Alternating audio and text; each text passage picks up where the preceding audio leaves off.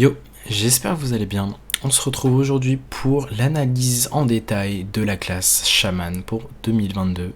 On va voir ensemble les cartes qui partent, les cartes qui restent et les cartes qui arrivent pour cette nouvelle extension. On a des cartes qui viennent donc du core set, si vous avez vu ma vidéo d'analyse du core set, ce qui part, ce qui vient. Et on va voir ça ensemble, on va voir les synergies qui vont rester et les nouveaux archétypes qu'on peut avoir. Donc voici les cartes de Outland, Scholomance et Darkmoon qui partent dans Shaman, et donc voici les cartes emblématiques. On a donc le petit lurker Bellow qui était joué un petit moment, il y a un moment dans un archétype un peu contrôle de Shaman. Inara qui était très bien dans un Hunt, enfin dans un Shaman Doomhammer. Le Sora 5 d'Evolve ainsi que le Revolve qui partent. L'archétype Evolve va partir pour cette extension. Le Torrent part également, était joué dans l'archétype de Shaman Bolner. Le Sora 4, pareil, qui était joué dans un Shaman OTK qui va partir. L'Arma 3 était joué dans un Shaman LM au tout début et après on l'a longtemps abandonné. Le Storm Strike, pareil, dans un Shaman Doomhammer était très fort. Le Portail qui était joué en quest, donc la quest qui va rester. Et voilà, c'était une très bonne carte de surcharge, donc qui va partir, c'est une carte de burst qui part.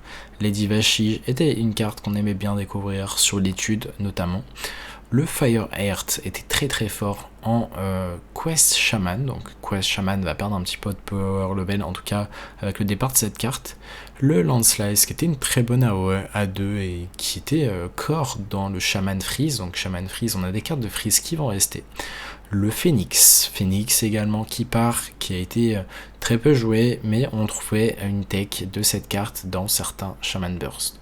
Le Diligent Note Taker qui renvoyait un sort dans votre main, le sort, donc le prochain sort que vous jouiez, et c'était une carte qui était jouée que ce soit en Burst Shaman ou même en OTK. La petite 2-2 qui piochait un serviteur, enfin qui piochait une arme, était très fort également parce qu'elle permettait donc d'assurer la pioche du Doomhammer, et donc elle part, ainsi que le Revolve comme on a dit, l'étude et enfin le Lightning Bloom qui permettait de faire des bêtises avec le sort de caverne qui reste. Donc maintenant la caverne on ne pourra plus la prendre tour sur tour 1, on ne pourra plus la faire sur tour 1, sur tour 2, et je pense que c'est pas si mal parce que ça donnait des games un petit peu toxiques. Les cavernes sur tour 1, tour 2, c'était on va dire un petit peu trop... en fait, t'avais des games où ça manquait de skill parce que cette carte vraiment faisait que tu faisais des choses débiles et tu savais que t'avais perdu sur tour 1, alors que tu sais que si ça n'arrive pas sur tour 1 ou tour 2, tu sais que t'as le match-up. Sauf que des fois tu peux perdre un match-up que tu as favorable contre Shaman parce qu'il y avait cette carte. Donc voilà, je suis pas mécontent que cette carte parte en soi, ça va peut-être ajouter un peu plus de skill à la méta. Donc voyons maintenant les cartes qui vont rester en Shaman pour un an de plus. On a donc la Quest qui va rester, le Sora 1 qui pioche une carte Overload, le Overdraft à 1 mana qui est très fort en Shaman Burst, les Murlocs. J'ai mis les Murlocs malgré que ce soit des cartes qui ne sont pas forcément emblématiques, car qui n'ont pas été très jouées, mais on va voir qu'il y a quand même des nouveaux Murlocs et il y a des raisons pour penser que l'archétype Murloc sera boosté, notamment avec l'ajout de quelques cartes neutres, et on verra ça ensemble, voir à quel point potentiellement on peut voir le retour des Murlocs, et surtout que Shaman va s'orienter vers potentiellement un archétype de token burst, et on va avoir des cartes très très puissantes comme le retour de Bloodlust. Donc on va voir ça ensemble juste après l'analyse des cartes qui restent pour un an de plus. On a le petit Windshield qui est une carte de filtrage de deck qui est très fort, donc très bon ajout à Shaman qui permet vraiment de piocher. On a également le Drop 4 qui n'est pas une carte Shaman, mais c'est pertinent de le montrer que cette carte va rester, et c'est une des cartes qui va permettre à des classes comme Shaman de rester très fortes selon moi. Le Multicaster, le fait d'avoir une carte comme Multicaster qui va assurer une stabilité de pioche rend la pertinence de jouer des sorts de gel qui eux-mêmes permettent de piocher, des sorts de feu, sorts de nature, donc voilà. On a également l'Arma 2 qui était joué avec Bolner OTK, donc Bolner qui va rester, l'élémentaire 1-3 également, on a beaucoup de packages élémentaires qui restent, le Frostbite joué en Burst Shaman, le Murloc 2-3 après que vous ayez joué un Murloc, inflige un point de dégâts à tous les ennemis. La Perpetual Flame, La 3-2, une des meilleures cartes de Shaman selon moi pour l'instant, qui reste pour un an de plus. La 3-2, si vous avez un Murloc, inflige 2 à un adversaire, enfin à qui vous voulez. La 2-5, qui va rester. Le Mako, également très très forte, une très bonne carte de Shaman, qui va rester. Charged Call, c'est une carte qui est jouée en quest, et c'est le seul endroit où on la joue pour l'instant. Le Chiti Snowball, donc c'était très fort au début quand on avait un Shaman à base de, on jouait Caverne, Shaman, on jouait plein de 3-4, et du coup on avait de quoi vraiment burst, et on avait en win condition le Baron, qui me permettait de faire un très gros board d'élémentaire, et voilà, ça faisait que on avait énormément de burst si les 3-4 n'étaient pas gérés. Donc voilà, peut-être qu'on va revoir l'archétype maintenant que on a des cartes qui rotate. On peut très bien voir l'archétype. Donc le Sora 3 qui n'a pas vraiment été joué, mais si un archétype Murloc devient plus fort, cette carte peut s'envisager. Surtout que, comme on a dit, on a un package token qui revient avec la Bloodlust qui revient également. La 2-3 qui est une autre carte de pioche qui a permis de vraiment booster Shaman dans la possibilité de piocher. La Canal Slugger, une très bonne carte en quest, Shaman Quest. La 2-6 qui est également une LM, un LM qui est très tech contre aggro. Si vous jouez un Shaman LM, c'est une bonne carte. Si la méta est aggro. Le Lurker pareil qui est très fort dans un archétype de Shaman LM. On a donc la Caverne qui va rester, qui sera encore très jouée selon moi. Le Sora 5 inflige des points de dégâts répartis entre tous les serviteurs adverses, qui devrait faire son apparition un peu plus peut-être, vu qu'on perd des sorts dans tous les cas. Le Sora 6 qui était joué dans un Shaman Evolve, je pense pas qu'il sera joué vu qu'il n'y a plus de mécanique d'Evolve, mais voilà, elle reste, elle a le mérite d'avoir été jouée. Et Brukan qui sera évidemment encore joué. Pour ce qui est des cartes du corps, on a toujours Lightning Bolt qui reste, le Zapper, on a le Croc avec également Doomhammer qui reste, à la Kier en soi, même si à la Kier il y a peu de chances d'être joué. On a le Feral Spirit qui reste pour l'archétype potentiellement Quest, avec également Lightning Storm. Le Mana Tide Totem peut revenir en force, potentiellement. Voilà, cette carte qui était également jouée en Shaman LM. Voici, ça c'est les cartes gratuites et qui resteront. Donc les cartes qui partent, elles sont ici en bas à droite, et les cartes qui rentrent dans la méta vont être ces cartes-là. Donc le Farsight, le Portail, le Flamtongue Totem, qui était un des meilleurs totems, et justement dans un deck token, c'est justement la carte clé. Si vous arrivez à avoir 2 serviteurs sur le tour 1, ensuite vous avez ça sur le tour 2, je peux vous dire que vous tabassez les decks comme Druid, les decks très lents, même comme Prêtre. Donc voilà. La Bloodlust pareil, qui faisait la force de Shaman avant, c'est-à-dire que même avec un faible board, si le board n'était pas géré, vous aviez la Bloodlust qui permettait vraiment de finir l'adversaire avec énormément de dégâts. Donc c'est le retour de cette carte, et c'est pour ça que là, cette fois-ci, on peut avoir un archétype Murloc de viable, selon moi. Murloc et pas que, token. Farsight qui était également une très bonne carte, que ce soit dans un archétype aggro ou tempo, ou même un peu plus lent. Et le Kragwa qui était une de mes cartes vraiment que j'aimais beaucoup, et qui était aussi une carte bien aimée de Hunter Ace, et je crois qu'il avait d'ailleurs gagné les Worlds avec un Shaman un peu contrôle, et je crois que le Kragwa a été joué. Donc retourne tous les serviteurs que vous avez joué le dernier tour, donc dans votre main.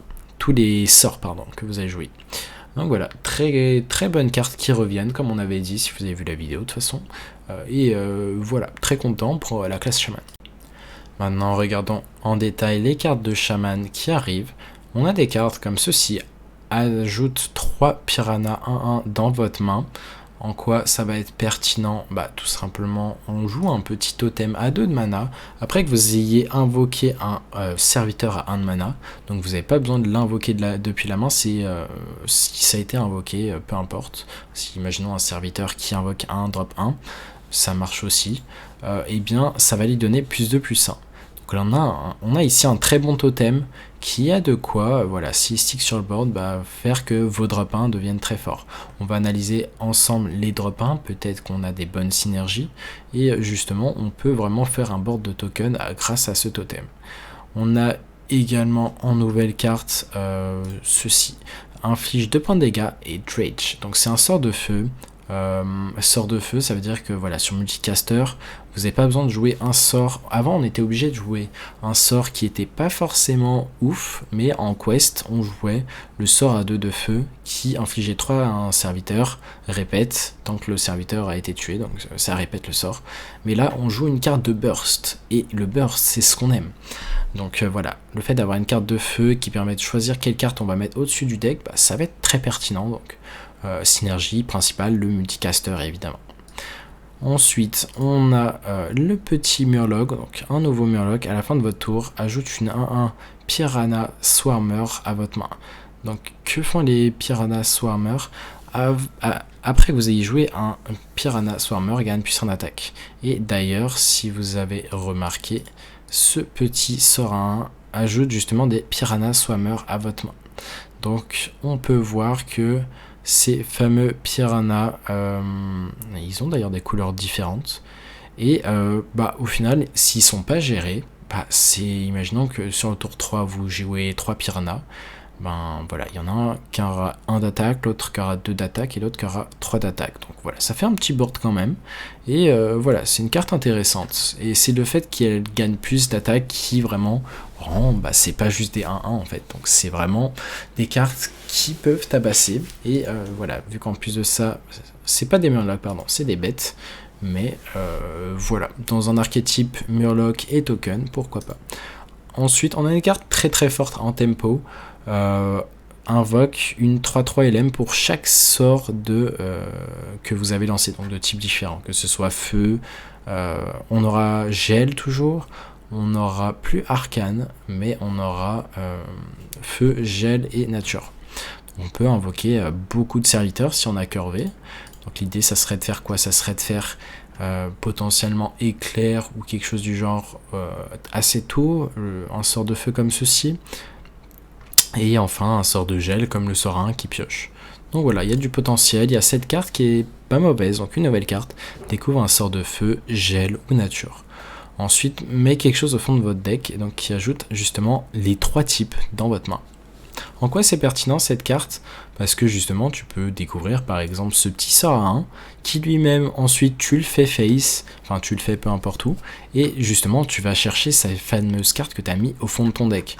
Donc c'est une bonne synergie des 2 cartes, franchement les 2 cartes vont bien fonctionner ensemble. On a également une autre carte qui synergise avec ce nouveau sort de feu. Fire Spell Damage plus 2. Donc en quoi c'est pertinent? Parce que en fait les sorts de feu que vous allez avoir, il y a une chance sur 3 je crois, ou peut-être un peu moins s'il y a une carte en plus en sort de feu, mais globalement une chance sur 3 ou 4 d'avoir récupéré à nouveau ce petit sort à 1. Et si à nouveau vous avez ce sort à 1 et je sais pas, vous remettez, vous arrivez à avoir un autre sort comme ça dans le deck, et vous allez vraiment pouvoir faire beaucoup de value.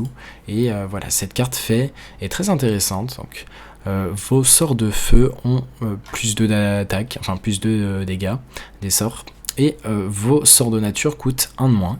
Après que vous ayez lancé un sort de gel, gagne 3 d'armure. Donc c'est une très bonne carte en soi. J'aime beaucoup le design parce que on pourrait se dire ok, ça voudrait dire il faut jouer des cartes de chaque type. Est-ce que ça va être vraiment quelque chose qu'on va faire? Quand on voit des cartes comme celle-ci, moi je me dis que vraiment il y a quelque chose à faire. Déjà on voit la synergie des 2 cartes et j'aime beaucoup. Potentiellement un Shaman Burst ou potentiellement un Shaman Quest, j'aurais envie de dire, à voir. En tout cas, voilà, j'aime beaucoup la synergie des 2 cartes, c'est simple et c'est fort je trouve. Et en quoi ça va être pertinent? Parce qu'on joue ce petit sort à 3 et pourquoi Shaman token, enfin Shaman en jouant beaucoup de tokens, pas des totems mais des tokens, à de quoi être fort, on a l'ajout de cette carte, elle peut être nulle comme elle peut être forte. Donc dans certains spots ça peut être vraiment broken. Donne à vos serviteurs plus un dégât des sorts. Imaginons que vous ayez 5 serviteurs.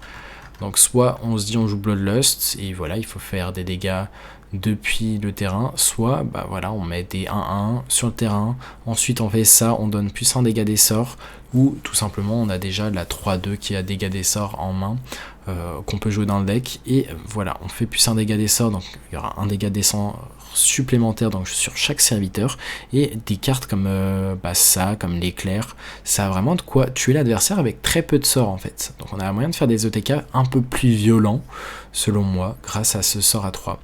À voir si on la joue direct dans le deck ou c'est une carte qu'on veut découvrir comme sur ceci par exemple, mais voilà, il y a du potentiel.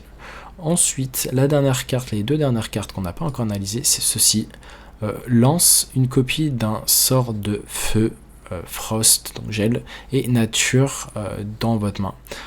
Donc ça lance une copie des cartes que vous avez en main, donc il faut que vous ayez chaque type en main. Et les targets sont choisis de manière random. Donc la carte va être très forte avec quelle carte de feu, je vais vous la montrer tout de suite. C'est très fort avec... on va regarder les cartes standards. On a le sort à 5 de feu, donc ça peut être très bien avec ça, ça peut me permettre de vraiment faire un gros sort de gel, un sort de feu, pardon. On va regarder les sorts de Frost Spells. Frost Spell, on a de quoi piocher gratuitement, on a de quoi restaurer 5 PV à notre héros et que notre prochain, enfin ça réduit le coût d'un sort de notre main de 2. Le sort à 2, celui-là sera pas ouf parce que ça ne cible pas d'adversaire. Par contre là on a quelque chose d'intéressant, on voit découvre un drop hit, l'invoque et le freeze. Et du coup, là, on peut voir qu'on peut vraiment imaginer un archétype juste basé sur on joue des sorts de chaque type. Et on a une très bonne carte, Naga, qui a de quoi et gérer le board avec le sort de gel et avec le sort de feu, pardon, et mettre un drop hit potentiellement. Et on ne sait pas, on peut imaginer ceci par exemple. Invoque, là j'ai juste montré l'exemple de sorts qui coûtent cher. Et avec ça, on peut également imaginer la synergie avec le petit Naga qui est une carte neutre, et ça pourrait rentrer potentiellement avec est-ce qu'on va la trouver, ce Naga, donc coûte 1 de moins pour chaque sort que vous avez dépensé dans les sorts cette game. Donc voilà, le fait de jouer vraiment des sorts qui coûtent cher, on a vraiment du potentiel. Maintenant on va regarder la dernière carte qui est cette carte Colosse. Colossal plus 3, donc va invoquer 3 serviteurs qui ont chacun provocation, et du coup ça fait l'équivalent de 9-11 de stats pour 7.